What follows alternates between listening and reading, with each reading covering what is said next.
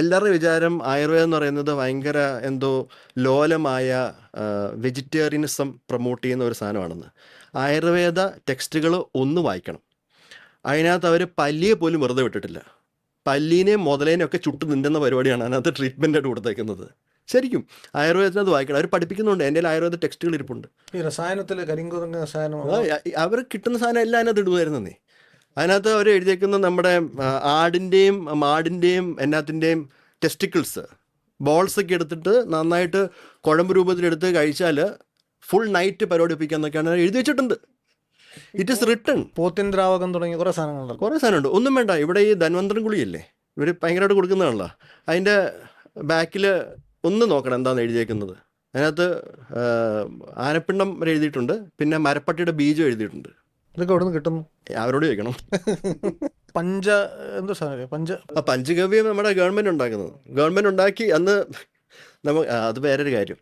കേരള ഗവൺമെൻറ്റിൻ്റെ ഒരു പ്രത്യേകതയുണ്ട്. നമ്മൾ മാത്രമേ ഉള്ളൂ പബ്ലിക് മണി, അതായത് ടാക്സ് പേയേഴ്സ് മണി യൂസ് ചെയ്തിട്ട് ആയുർവേദ ഫാക്ടറിയും ഹോമിയോപ്പതി ഫാക്ടറിയും നടത്തുന്ന ഏക ഗവൺമെൻറ് നമ്മളാണ്. ഹോമിയോപ്പതി കണ്ടുപിടിച്ച് ജർമ്മനി പോലും പരിപാടിയില്ല. അപ്പം അതിൻ്റെ ഭാഗമായിട്ട് ഇവർ ഈ കൗ പ്രോഡക്ട്സ് എന്ന് പറയുന്ന സംഭവമുണ്ട്. ഈ പഞ്ചഗവ്യം, അതായത് അതിനകത്ത് നെയ്യ്, മൂത്രം, ചാണകം ഇതൊക്കെ കൂടി മിക്സ് ചെയ്തിട്ട് ഉള്ളൊരു സംഭവം.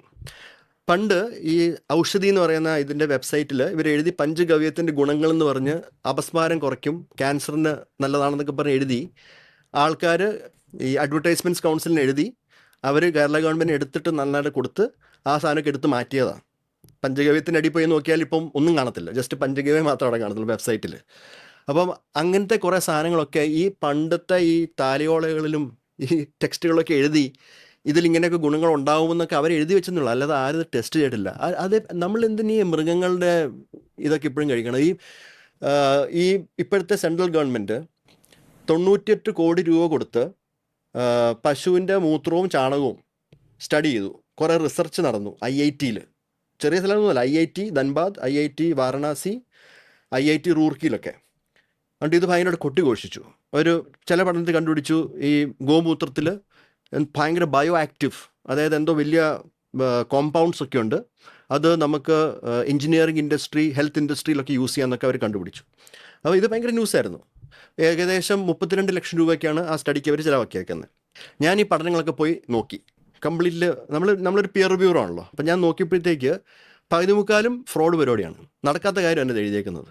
അതുകൊണ്ട് ഇവർ ഈ കണ്ടുപിടിച്ച ഗോമൂത്രത്തിൽ കണ്ടുപിടിച്ച സാധനങ്ങളൊക്കെ ശരിക്കും വന്നേക്കുന്ന ലാബ് എക്യുപ്മെൻറ്റിൽ നിന്നാണ്, അല്ലാതെ മൂത്രത്തിൽ നിന്നല്ല. അതുപോലും അവർക്ക് വ്യത്യാസമായിട്ട് ചെയ്യാനുള്ള ബുദ്ധിയില്ല. എന്നിട്ട് അത് പബ്ലിഷ് ചെയ്തേക്കാണ്. അപ്പോൾ ഇങ്ങനത്തെ പേപ്പേഴ്സ് എല്ലാം നമ്മൾ നല്ല പോസ്റ്റ് പബ്ലിക്കേഷൻ പിയർ റിവ്യൂ, അതായത് പബ്ലിഷ് ചെയ്ത് കഴിഞ്ഞിട്ട് അതിനെ നന്നായിട്ട് ഡീപ്പായിട്ട് നോക്കിയിട്ട് അതിനെപ്പറ്റിയുള്ള ലെറ്റർ എല്ലാ ജേർണലിനും നമ്മൾ എഴുതി. ഇപ്പോൾ ഈ പറയുന്ന, അതായത് പബ്ലിക് ഫണ്ട് യൂസ് ചെയ്ത ഈ ഗോമൂത്രവും ഈ